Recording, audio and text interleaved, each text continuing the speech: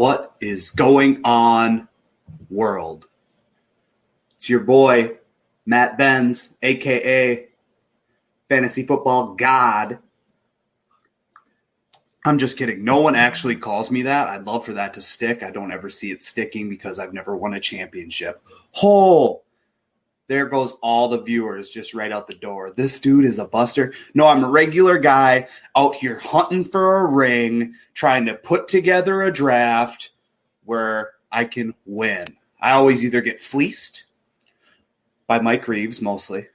Most of the time it's Mike Reeves who just fleeces me in a trade. But that's life lessons, you know?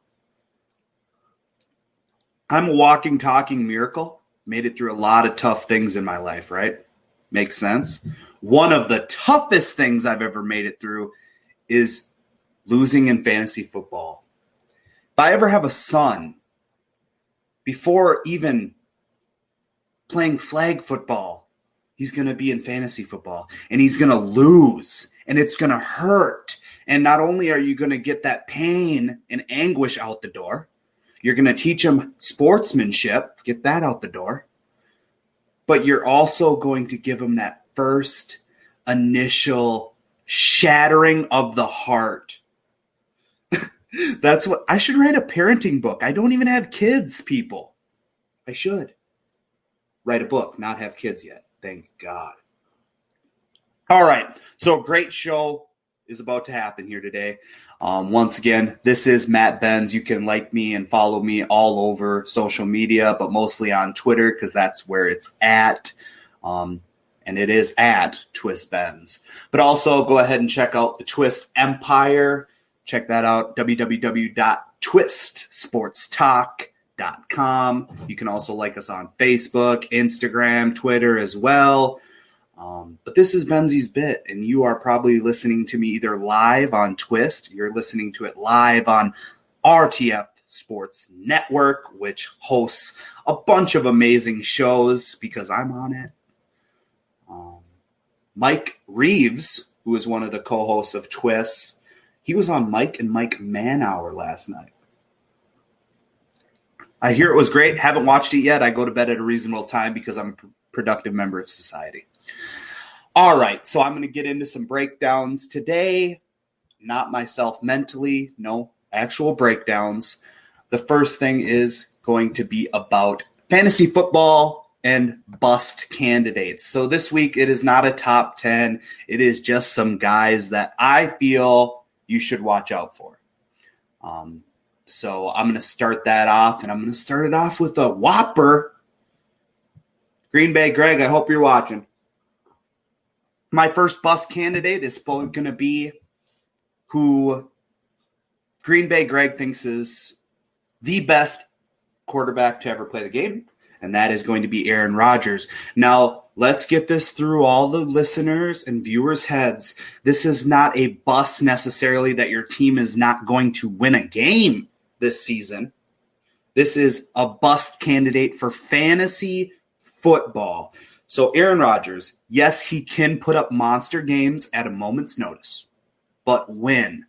Rodgers had a few blow-up games in 2019, but overall disappointed as the offense was more defined by a maturing defense and the running of Aaron Jones. Rodgers will always have the name, but no longer has the production and consistency that fantasy owners can depend on. That shouldn't be news, man. I mean, Aaron Rodgers is Aaron Rodgers. He's going to keep the Packers in games almost every game. But when it comes to fantasy production, it fell off. And I would not reach for an Aaron Rodgers. If you're drafting a backup quarterback, might be on week-to-week basis. But which week? I mean, you saw it last year, even on weeks where A-Rod was supposed to put up huge numbers, he didn't because you had Aaron Jones. And you had that backfield that put up all the numbers, did all the work. And you got LaFleur. So, big question mark on Aaron Rodgers. I advise you to stay away. Next is going to be Ryan Tannehill. Ryan Tannehill was a beast last year. From week 8 until the end of the season, Tannehill was QB5 and put up 5 performances in the top 6 on the week. So why does he appear in the bust list after being paid handsomely by the team? Unsustainable production. Sometimes you catch lightning in a bottle, and Tannehill has an electric weapon in A.J. Brown on the outside, but his touchdown rate was unsustainable. That's the big thing with me, is just I'm really taking a step back from the Titans in fantasy perspectives this year. Derrick Henry, beast, and if he falls, I'm grabbing him. Of course, that's probably my only guy. I do like A.J. Brown in dynasty formats. But really, I mean, when it comes to Ryan Tannehill, he was so good for so many teams last year because he was that waiver pickup, and I feel like there will always be a Tannehill in the late weeks of fantasy football. You just got to be doing your due diligence. So that is my quarterback busts for now. On to running backs. Todd Gurley. Man, I have done so many either mocks or I've done already a draft for a league that we were in, and we did that last Saturday. And for Gurley to go as high as he's been going is interesting to me, right? So Todd Gurley is used to having a stout offensive line and a ton of goal line attempts, right? Well, the Falcons don't have the strongest offensive line, and Atlanta's running backs haven't seen the goal line opportunities that Gurley is used to. There is also the concern and the decline in Gurley's production that was hampered by his arthritic knee. Injury and opportunity concerns make Gurley a tough fantasy player to trust, and I firmly believe in that. I'm going to swerve away from Gurley, and I advise all of the freaks and geeks to do as well. Next, Leonard Fournette. This is a tough one for me because I have Leonard Fournette in a keeper league, and he is usually the back that I will keep because it's an auction league, so I got him at a reasonable cost. But this year, it's just smoke and mirrors. It's almost like I want to keep him to trade him before the season starts because of these statistics. There you go. Having never surpassed 36 receptions in a season, he put up a staggering 76 catches in a true last man standing situation in Jacksonville. Fournette is talented, but not a natural pass catcher, and the Jags brought in a pass-catching aficionado, Chris Thompson, to join the newly minted Jay Gruden Jags.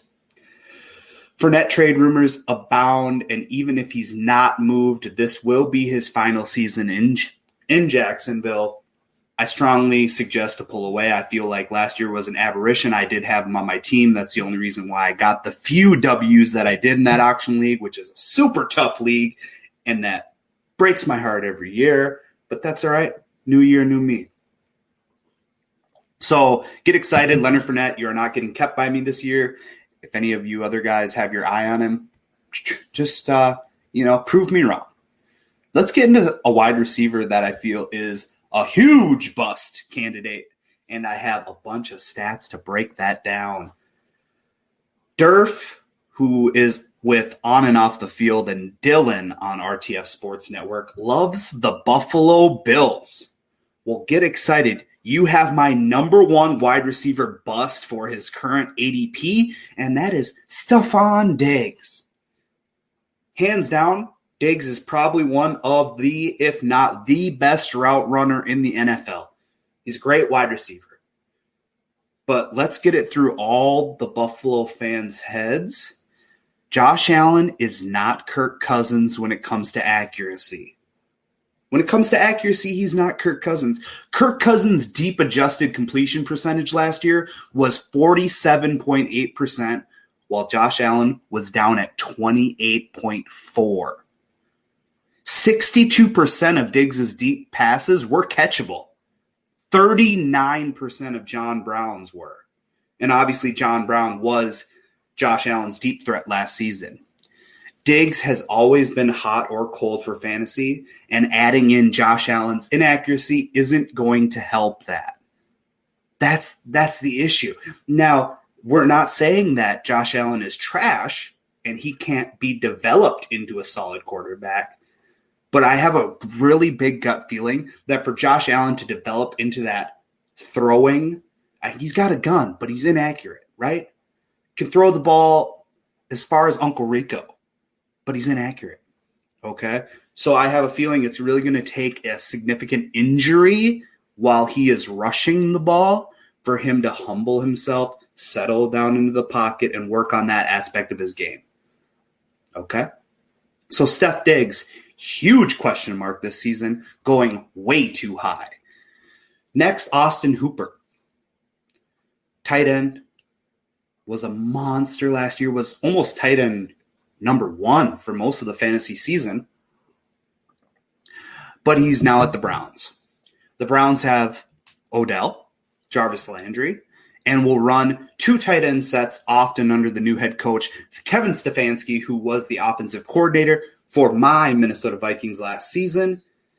And that's meaning that the athletic and talented David Njoku, who requested to be traded in the offseason, but then pulled that back and said, I'm ready to go. I'm all in, Cleveland, right? So he's here to stay, or there to stay. Let's go with that. I wish he was here. That would have been sick. But Hooper is simply not going to receive the level of attention from his quarterback in Cleveland that he did in Atlanta, and is near certainly going to regress in this offense, which is okay as long as you get him shopping in the bargain bin. If I had to choose one or the other, I'm still going to go with Austin Hooper this season, but it's tough. I mean, with Kevin Stefanski, I saw it last season a lot. You don't get a lot of looks to the tight end. Now, Kyle Rudolph turned it on towards the second half of the season last year with a couple tutties in the back of the end zone, a couple one-handed grabs, which helped pad his fantasy football statistics, but it's so touchdown heavy. Last year, Austin Hooper was getting targets and targets and targets and catches, and he was producing most of his points in that aspect. He was getting touchdowns, but he was getting so many targets that in a PPR or half PPR league, that's where you were getting all those points, and that's why he was so dynamic last season. So I'm going to stay away from Austin Hooper, and that right there is going to be the breakdowns for you. All right, so moving on from that, we are going to go ahead and do some quick touch on the preseason power rankings, okay? So RTF Sports Network has a couple of us doing power rankings throughout the season. We're going to be appearing on, Mike and Mike Manauer on and off the field to do a little quick bits here and there. So once again, this is Benzi's preseason power rankings. Here we go. At number 1, I have the Kansas City Chiefs. It's no question mark there for me as of right now, since there haven't been any preseason games. There haven't been any significant injuries yet for their squad. They have quarterback Patty Mahomes, tight end Travis Kelce, and defensive tackle Chris Jones, who were all given extensions. The Chiefs added former LSU running back Clyde Edwards-Helaire in the first round of April's draft, which should add even more punch to an offense that already ranked 5th in scoring last season. At number 2, I have the New Orleans Saints. Who dat? I believe with this star-studded cast, as long as Drew can put together one final Breeze-like season, they will go to the NFC Championship. Number 3, San Francisco 49ers. They parted ways with wideout Emmanuel Sanders and defensive tackle DeForest Buckner via a trade, but they replaced them with rookie first-round draft picks Brandon Ayuk and Javon Kinlaw, respectively. Both players should be able to make early impacts, and of course, they locked down their number 1 receiving target in George Kittle for a long-term extension. So they come in at number 3. At number 4, I have the Baltimore Ravens. Baltimore added some notable pieces in the offseason. They traded for Calais Campbell, who should help improve a pass rush that produced just 37 sacks last season. They also drafted running back J.K. Dobbins, which should add an additional boost to the league's first-ranked rushing and number 1 scoring offense last season. At number 5, I have the Indianapolis Colts. I am very high on this team. I think the defense is packed with young talent and speed, and the offensive line should help Rivers get awfully comfortable in his new setting, which is exactly what a guy like Phillip Rivers needs. A comfy 3 to 5 step drop, the Cadillac of offensive lines, Indianapolis Colts. At number 6, the Tampa Bay Bucks. Is the hype real? Is it not? Brady should be better at taking care of the football than Jameis was last year. That should be obvious. Not hard to do when you throw 30 picks. And Brady should also be able to maximize the talents of guys like Mike Evans, Chris Godwin, O.J. Howard, and fellow offseason addition Rob Gronkowski. At number 7, I have the Pittsburgh Steelers. Big Ben missed 14 games last season. Juju missed 4 games. And Connor missed 6. Every team deals with injuries, but Pittsburgh had it particularly bad last season. The trio could help power an impressive offense, while the defense, which features 5 Pro Bowlers from 2019, ensures the offense doesn't have to score many points. Defense wins championships, right? Yeah, for the most part. Or Patty Mahomes. At number 8, Seattle Seahawks. Even if Pete Carroll insists upon taking the ball out of Wilson's hands and with the running game, Wilson will still do what it takes to win roughly 10 games. Simple as that. At number 9, Dallas Cowboys. It will be interesting to see if Mike McCarthy can bring a new energy to a Dallas team, because there's a strong case to be made that he's really not that different than his predecessor. It doesn't hurt that they added CeeDee Lamb, arguably the draft's best receiver. At number 10, the Green Bay Packers. It's not that Love will challenge Rodgers right away. It's that Love doesn't play receiver, where the Packers are woefully under-talented aside from Devontae Adams. Rodgers should be okay, but if he's not, will he start pointing fingers at the organization for failing to support him? And that is your way too early preseason power rankings. All right, on to the baller of the week. My baller of the week is going to be Fernando Tatis Jr. A lot of controversy around Fernando Tatis. He is the major league leading 11 home run hitter, and he hit one the other night, which was his 11th, which was a grand slam on a 3-0 count, and they were up by a boatload, and that's perfectly fine, because my whole aspect around Fernando Tatis is he is electric. I was really happy when they brought him up last season.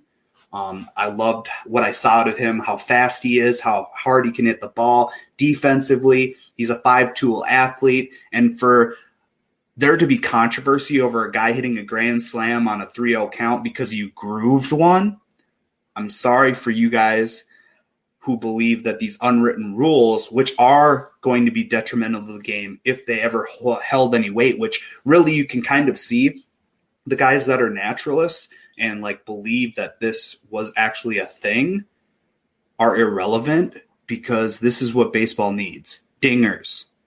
Hit dingers on any count in any game and disregard unwritten bullshit. My quote, just hit dingers. Way to go, Fernando Tatis. Light him up, light him up. Next, we're going to go to the bonehead of the week. It's actually going to be the boneheads of the week, and it's going to be last night's Lakers squad. The Lakers put the off in offense, shooting a discouraging 35.1% as a team from the field and an abysmal 15.6% from three-point range. That is 5 for 32.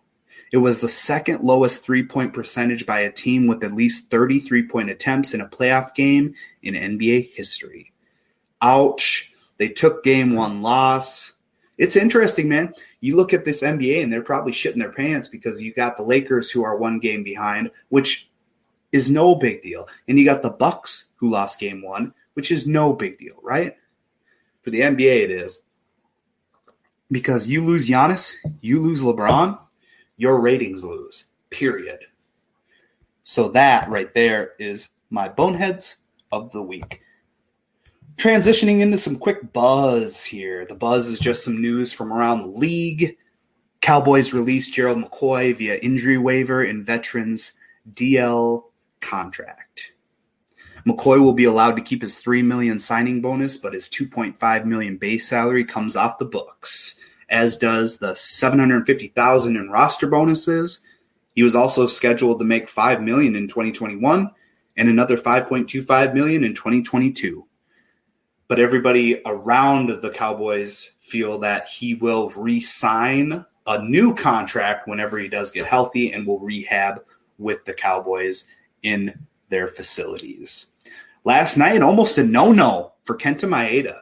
The Twins survive a rally to win in the 12th inning.